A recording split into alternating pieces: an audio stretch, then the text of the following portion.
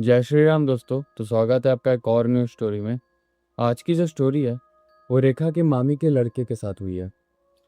And इस story में रेखा ने मुझे ऐसी ऐसी चीज़ बताई है जिसको सुनने के बाद जो मैं खुद ही एकदम डिस्टर्ब हो गया एंड मैं क्लियर ही नहीं कर पा रहा हूँ कि ऐसा कुछ हो सकता है स्टोरी में। तो चलो अब बिना किसी बकवास के आज की स्टोरी को स्टार्ट करते हैं। रेखा जो कि आजमगढ़ में रहती थी एंड आजमगढ़ के कोई आसी पास की जगह में उसकी नानी का घर था। उसकी नानी के घर पे उसकी नानी एंड उसके मामा एक एंड मामी और उनका एक लड़का था जो कि 12 या 13 साल का था। तो उस लड़के का नाम हम लोग रख लेते हैं अक्षय। अक्षय जो पढ़ाई लिखाई में बहुत अच्छा था एंड उसको जो है वो खेल कूद में इतना इंटरेस्ट नहीं था, बस उसको पढ़ाई लिखाई में बहुत इंटरेस्ट था। तो अक्षय एक बार रात को सो रहा होता है तो उसके सपने में ऐसा लगता है कोई बूढ़ी औरत आई। बूढ़ी औरत आके उसको कहती चलो बेटा खाना खिला दूँ।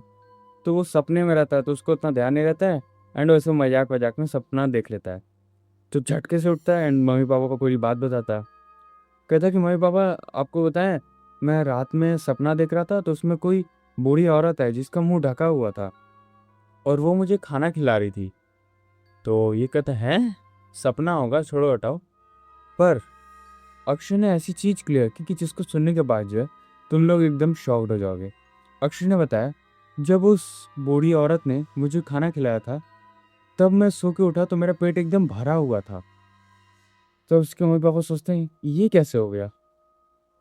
तो इसके पापा जो है वो डॉक्टर की जॉब करते थे। तो क्या वो सोचे कि गैस वैस आ गया होगा पेट में इसलिए पेट भरा लग रहा है इसको।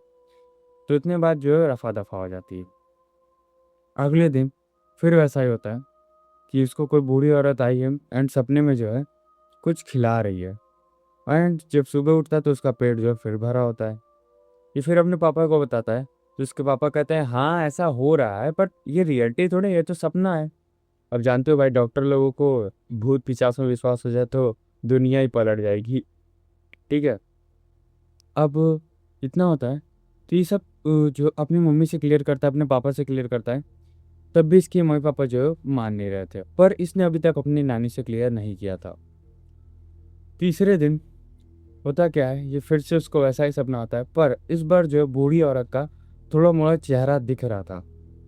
तो फिर से वो अपने मम्मी पापा को बताता है पर इस बार रोहित कहता है अरे अक्षय कहता है कि मम्मी उसका जो चेहरा है वो नानी से थोड़ा मिल रहा है, नानी से थोड़ा मिल रहा है। तो ये कहते हैं नानी से कैसे मिल रहा है तेरा उस सपने में तुम्हारा चेहरा। तो ये कहते हैं ये कहता है हाँ ना मम्मी। अक्षय कहता है हाँ मम्मी ये ऐसा ही हो रहा है।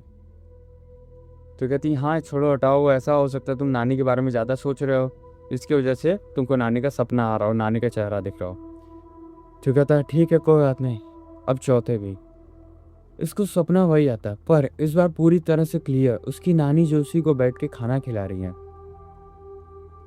तो ये इतना देखता है एंड झटके से तुरंत उठता है अपने पापा को पूरी कहानी बताता है जो भी उसके सपने में वो थी। एंड इसके पापा सोचता है कि मेरे बेटे का जो दिमाग खराब हो चुका है पूरी तरह से। सुबह ये पता नहीं कोई साइकोलॉजिस्ट जो होते हैं जो सपना अपना देख के जो भी बताते हो उनके पास ले जाते हैं। तो वो कहता है अरे तो नॉर्मल लड़का है, इसको तो कुछ हुआ ही नहीं है, एकदम नॉर्मल है। तो इसके पापा कहते हैं तो इसको कैसा सपना आ रहा है। तो जो साइकोलॉजिस्ट रहता है वो कहता है अरे वो आता रहता है ऐसे बच्चों को सपना, जैसे डेली रूटीन में कुछ खाने पीने का सोचते होंगे, अपनी नानी को बहुत ज़्यादा सोचते होंगे तो ऐसा सपना आता रहता है। पर इस चीज़ों में अभी तक नानी इन्वॉल्व नहीं हुई थी। तो एक दिन ऐसे शाम को जो है खेल के मतलब थोड़ा मोड़ा खेल खेल के अक्षय आता है अपने घर में एंड अपनी नानी को बताता है पूरी कहानी। पर इसकी नानी कहती है आज रात वो बुढ़िया तुझे लेके जाएगी पर तुझे जाना नहीं है अक्षय, तुझे जाना नहीं है, तुझे जाना नहीं है। तो ये कहता है हैं नानी आपको कैसे पता चला कि मुझे सपना आएगा और बुढ़िया लेके जाएगी। है नानी आप बकवास करती हो। तो नानी कहती है इसकी कि नहीं ऐसा होगा।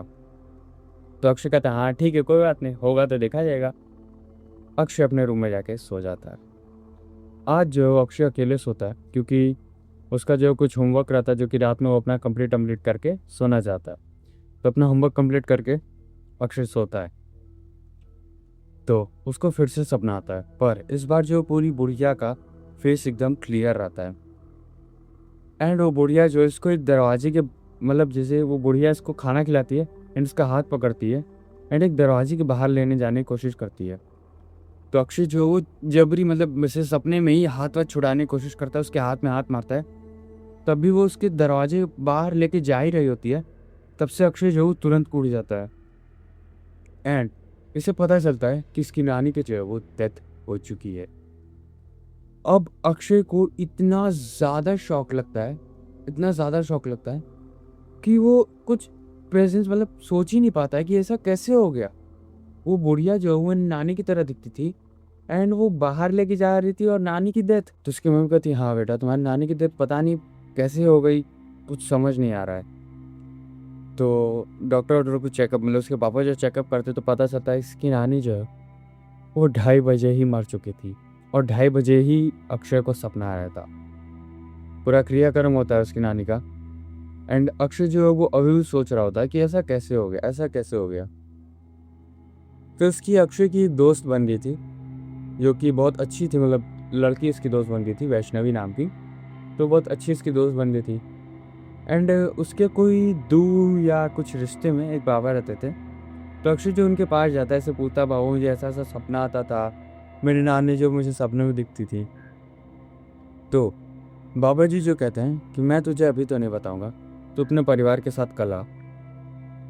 तो ये अपने परिवार को कैसे मतलब अपने मम्मी पापा को कैसे भी मनाता है एंड कैसे भी करके लेके जाता है उस बाबा जी के पास। तो बाबा जी कहते हैं कि जो लेके जा रहे थे ना बुढ़िया, उसकी नानी थी और वो इसको इतना ज़्यादा मानती थी इसकी नानी अक्षय को, ये कि अपने साथ लेके जाना चाहती थी उसकी नानी इसको अक्षय को। और इतना सुनने के बाद इसके पापा एकदम शॉक्ड हो जाती क्योंकि वो दावा पूछना चाह रहे थे कि कैसे ये कैसे तुम बता दी, ये कैसे हो गया कि इसको सपना आ रहा था इसको ऐसा वैसा।